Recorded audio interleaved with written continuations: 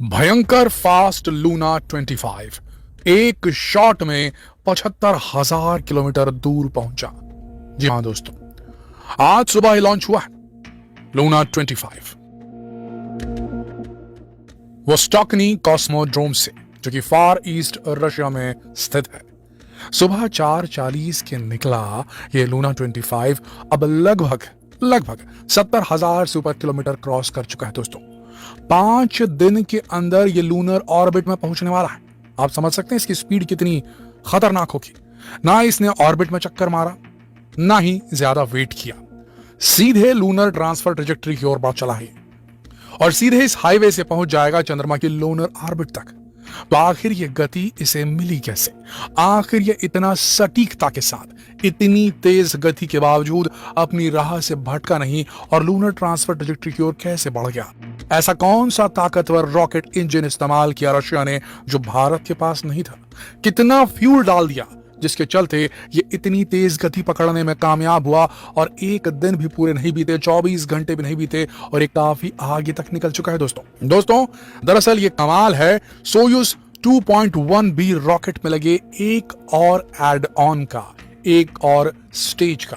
देखिए दोस्तों, कोई भी रॉकेट जिस पर सैटेलाइट्स या स्पेसक्राफ्ट लगाकर भेजे जाते हैं उसमें अलग अलग स्टेजेस होते हैं।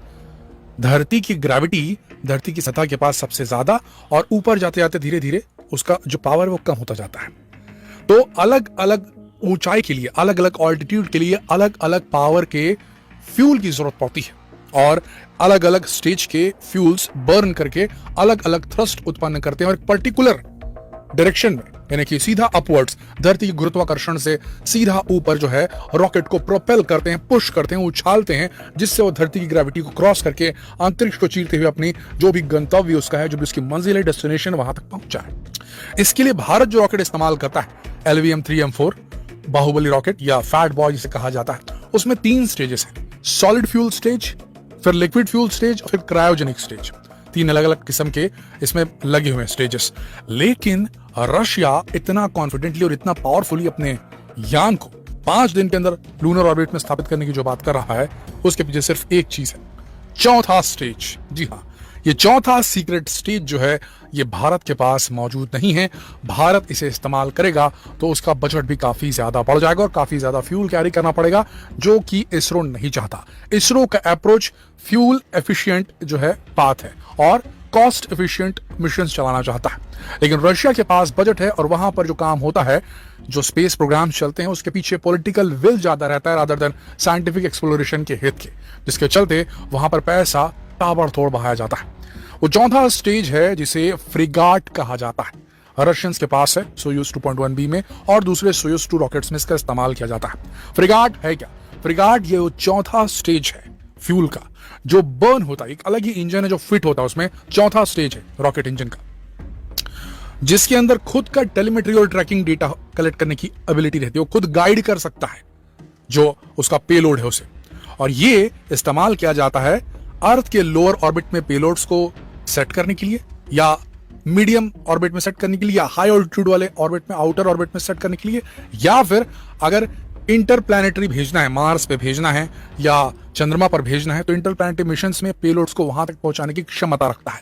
यही वो फ्रिगाट, यही वो चौथा स्टेज है जिसके अंदर इतनी ताकत मौजूद है जो सीधे बिना धरती के चक्कर काटे लूना 25 को सीधा लूनर ऑर्बिट में लेकर जा रहा है। और इसी के चलते लूना 25 शायद, हम कंफर्म नहीं कह सकते, लेकिन शायद, जैसा कि दावा कर रहे हैं रशियन साइंटिस्ट रोस्कॉस्मोस के, ये चंद्रयान 3 से पहले साउथ पोल ऑफ मून पर उतरकर इतिहास रच देगा और शायद चंद्रयान 3 इससे पिछड़ सकता है। इसलिए इस्तेमाल कर रहे हैं क्योंकि बहुत सारे स्टेजेस हैं और बहुत सारे स्टेजेस को पार करना होगा, तभी जाकर के लूनर 25 ऐसा कर पाएगा। अभी उसे लूनर ऑर्बिट इंसर्शन में भी जाना है, जबकि चंद्रयान 3 लूनर ऑर्बिट इंसर्शन कर चुका है। लूनर ऑर्बिट इंसर्शन का अर्थ होता है जब पेलोड, हमारे केस में हमारा चंद्रयान 3 और लूना 25 के केस में लूना 25 का खुद का, तो ये जो है ये जब तक ग्रेविटेशनल फील्ड कैच नहीं करेगी मून की, इसको कैप्चर नहीं करेगी, लूनर कैप्चर कहते हैं इसको, जब एक बार ग्रेविटेशनल फील्ड में घुस गया तब उसके बाद उसके चक्कर काटने लगेगा और फिर धीरे धीरे अपने आप को डी ऑर्बिट और डी बूस्ट करते हुए, यानी कि अपने ऑर्बिट के घेरे को धीरे धीरे कम करते करते, चक्कर काटते काटते, अपने हाइट को कम करते करते, लूनर सरफेस से अपनी हाइट को कम करते करते, गति धीरे धीरे करते करते वो नीचे उतरता है। तो ये सारी प्रोसेस बड़ी कॉम्प्लिकेटेड होते हैं। और जहां उतरने की बात कही जा रही है, साउथ पोल ऑफ मून, वो बहुत ही खतरनाक जगह है। वहां पर रोशनी की कमी है, काफी सारे गड्ढे हैं, क्रेटर्स हैं, उनसे बच करके उतरना बेहद मुश्किल काम है। और रशिया जो है वो सोवियत एरा की टेक्नोलॉजी का इस्तेमाल कर रहा है, सोवियत युग की टेक्नोलॉजी का इस्तेमाल कर रहा है 1970 की, और हमारी अपडेटेड टेक्नोलॉजी, हमारे पास सबसे एडवांस कैमरा वहां चक्कर काट रहा है चंद्रयान 2 के साथ जो भेजा गया था ऑर्बिटर में, और साथ में हमारे चंद्रयान 3 में भी लगा हुआ है। तो हम इसीलिए बार बार शायद वर्ड का इस्तेमाल कर रहे हैं, लेकिन पेपर पे बात करें तो अभी की स्थिति में ये बहुत तेज जा रहा है लूना 25, और ये चंद्रयान 3 से पहले लैंडिंग अचीव कर लेगा। पेपर की बात करें तो रियल में क्या होगा ये देखना होगा, क्योंकि वहां पर स्थितियां किसी के हाथ में होती नहीं है। लैंडर को खुद डिसाइड करना पड़ता है कि स्पीड कितनी रखनी है, कौन से एंगल पे उतरना है, कहां जगह सही रहेगी, यहां सही उतरना है, यहां सही उतरना है, ये सब चीज उसे खुद डिसाइड करनी पड़ती है। जो AI एल्गोरिथम है, अगर वो सही नहीं हुआ रशिया का, तो वही होगा जो चंद्रयान 2 के साथ हुआ था, और रशिया का लूना 25 जो है वो क्रैश कर जाएगा। जबकि चंद्रयान 3 इस बार चंद्रयान 2 के एक्सपीरियंस के वजह से जो उन्होंने अपने एल्गोरिथम में चेंजेस किए हैं, पावरफुल बनाए, वो उस वजह से जो हमारा लैंडर है वो सटीकता से उतर करके सक्सेस पाएगा। तो दोस्तों अभी की स्थिति यही चल रही है। देखना ये होगा कि लूना 25 के अंदर इन्होंने किस प्रकार का AI डाल करके भेजा, ऑन बोर्ड कंप्यूटर से कितने स्ट्रांग है, क्या उनके अंदर वो कैपेबिलिटी है कि वो लूनर सरफेस को एक पर्टिकुलर हाइट से स्कैन करके गड्ढों को अवॉइड करके आराम से उतर सकें। अगर वो ऐसा नहीं कर पाता है तो वहां क्रैश लैंड होगा। आपको बता दें इसी साल जापान फेल हुआ है। जी हां दोस्तों, जापान ने भी साउथ पोल पर भेजने के लिए अपना लैंडर भेजा था, पर वो अनसक्सेसफुल हुआ। इजराइल भी फेल हो चुका है। साउथ पोल पर अभी तक कोई भी देश नहीं उतर सका है। और बात करें रशिया की, तो 47 साल के बाद जा रहा है, उसके पास एक्सपीरियंस भी नहीं, जबकि भारत के पास चंद्रयान 2 का लाइव प्रैक्टिकल एक्सपीरियंस रहा है, सारा डेटा उनके पास मौजूद है। तो चंद्रयान 3 भले स्लो जा रहा है, बट एकदम मैनर में जा रहा है, प्रॉपर प्रोसेस के थ्रू जा रहा है, सटीकता के साथ, दृढ़ता के साथ जा रहा है, और चांसेस ये है कि चंद्रयान 3 की लैंडिंग 101% सक्सेसफुल रहेगी। हो सकता है कि लूना 25 पहले उतर जाए, लेकिन लूना 25 के सक्सेसफुल होने के चांसेस चंद्रयान 3 से अभी की स्थिति में तो कमजोर लग रहे हैं। वो पहले उतर सकता है अगर वो सक्सेसफुल हो गया तो, पर चांसेस ये ज्यादा है कि अगर दोनों के बीच कंपैरिजन किया जाए तो लूना 25 ज्यादा सक्सेसफुल होगा या चंद्रयान 3 ज्यादा सक्सेसफुल होगा। तो यहां पर पहली बार जो हमारा चंद्रयान 3 है वो ज्यादा एडवांस्ड है, ये हमें मानना होगा।